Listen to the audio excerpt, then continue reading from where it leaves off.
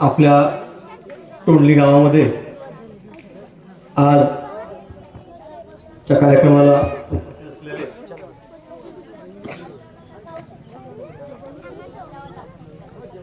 व्यासपीठावर विराजमान असलेले माननीय निखिलजी भोयर साहेब,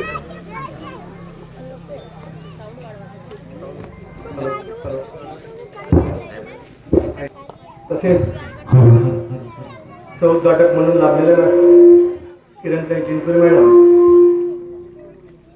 कार्यक्रमाला अध्यक्ष म्हणून लाभलेले संकेतजी बरसपुरे,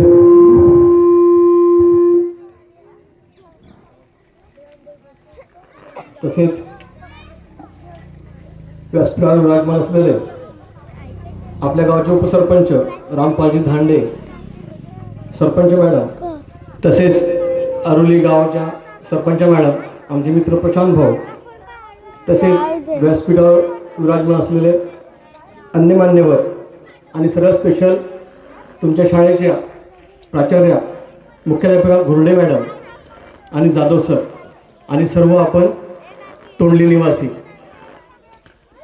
इथं आल्यावर आजच्या कार्यक्रमाला हजेरी लावताना मला प्रकाशानं हे जाणवलं, जे सरांनी सांगितलं बहुआयामी कार्यक्रम आयोजित केला. मी तर म्हणेल असा की एक ट्रायंगल, शिक्षणाचा ट्रायंगल, मानसिक, शारीरिक आणि बौद्धिक अशा त्रिगुणी सूत्रावर हा कार्यक्रम आयोजित केला. आणि नकळत मी माझ्या आयुष्याच्या जिल्हा परिषद शाळेतलं जे माझे जीवन होतं, जे मी जिल्हा परिषद शिकलो, नकळत त्या भूतकाळात गेलो.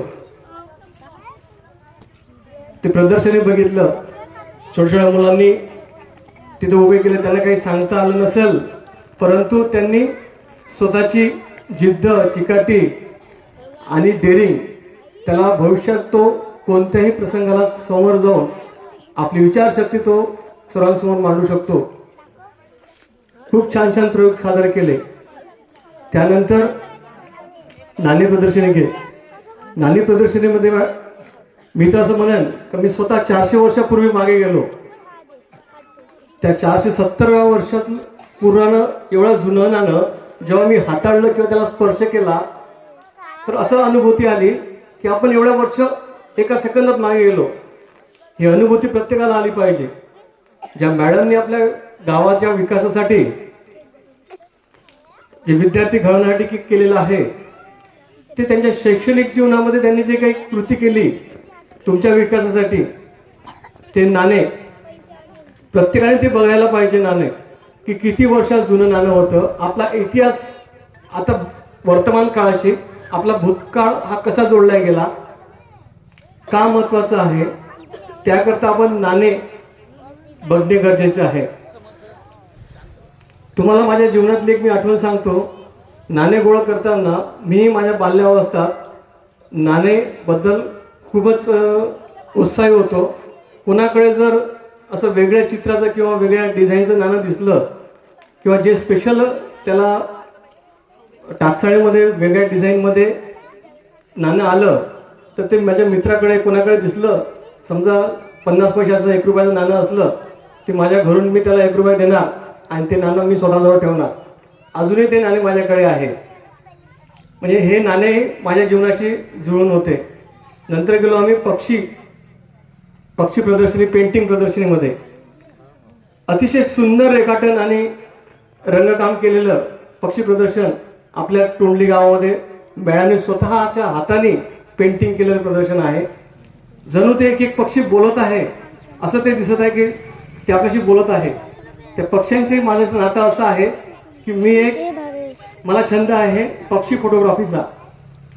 मीही फोटोग्राफी करतो. त्यामुळे त्या पक्ष्याची जवळचं नातं, तुम्ही ते आपुलकी नात्याने ते पक्षी बघा. मॅडमने त्याच्यामध्ये किती वेळ घालवला असेल, कोणासाठी केलं, हे तुमच्यासाठी केलं, म्हणून तुम्ही तेवढा उत्साह दाखवला पाहिजे. प्रश्न नाही, तुम्ही प्रत्येक गावकऱ्यातले प्रत्येक नागरिक हा उत्साही आहे. म्हणून तुमच्या गावासाठी माझं वेगळं मत आहे. सध्याच्या परिस्थितीत गावोगावी मंडई आहे. मंडई झाली का त्याच्यामध्ये तमाशा आणि सर्वात मोठा हंगामा. हंगामाचा मी अतिशय विरोधी आहे, परंतु हंगामापेक्षा तुम्ही मैदानी खेळ घेतले, असे बौद्धिक कार्यक्रम घेतले, तर यामुळे आपल्या मुलांची प्रगती होईल. आज मॅडमचं जे कार्यकर्तृत्व आहे त्यावर तुम्ही असं सांगतो, एक पिक्चर होऊन गेला सुपर 30 आणि हे आपले 33, हे तुमच्या गावाचे सुपर 33 होणार. आणि याचं तुम्हाला जी किंमत आहे किंवा यांचा जे तुमचा परिपाक आहे हा पुढल्या 20 वर्षात तुम्हाला माहीत पडणार का आपली मुलं काय शिकले. ते इथून जाणार, इथल्या फांदीवरून दुसऱ्या फांदीवर उडून जाणार, तेव्हा त्यांचा इथला न्यूनगंड जो मॅडम ज्याचा न्यूनगंड दूर करत आहे, जेव्हा त्या मोठ्या शाळेत शिकणार त्याने न्यूनगंड राहणार नाही की मी मला कॉम्प्युटर जमणार नाही, मला इंग्लिश वाचता येणार नाही, किंवा हे तर वेगळंच आहे, हे तर प्रयोग वेगळेच आहे, हे शहरातले मुलं कसे करणार. पण तुम्हाला गवाही देतो की 33 मुलं तुमच्या गावाचं नाव रोशन करणार आणि एवढं रोशन करणार की प्रत्येक जण सायंटिस्ट म्हणा, प्रत्येक क्षेत्रामध्ये प्रत्येक याच्यामध्ये तो अग्रेसर होणार. आपण मला इथे बोलावलं, मी अधिक आपला वेळ घेत नाही. जेव्हा जेव्हा आपल्या गावाच्या विकासासाठी काही लागेल मी तुमच्या पाठीशी आहे. एवढं 2 शब्द बोलतो आणि माझे शब्द विराम देतो. धन्यवाद.